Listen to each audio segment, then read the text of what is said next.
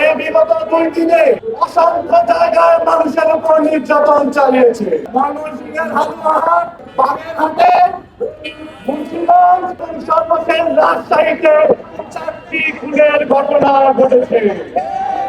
কুড়িগ্রাম থেকে শুরু করে ফেনীতে, ঢাকায়, বিভিন্ন জায়গায় বাংলাদেশ জামাত ইসলামী থেকে শুরু করে যারা স্বতন্ত্র প্রার্থী ছিল তাদের সমর্থকদের উপর অন্যায়ভাবে অত্যাচার নির্যাতন করা হয়েছে।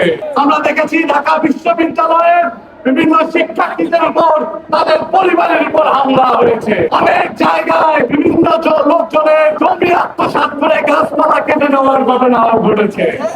আমরা ভেবেছিলাম বিএনপি ক্ষমতায় আসার পরে তারা তাদের শপথ নেওয়ার আগে যে অরাজক পরিস্থিতি সৃষ্টি করছে, আগামী বাংলাদেশে তারা কিভাবে তারা এই বাংলাদেশকে নেতৃত্ব দিবে তাই নিয়ে আমাদের সন্দেহ হয়।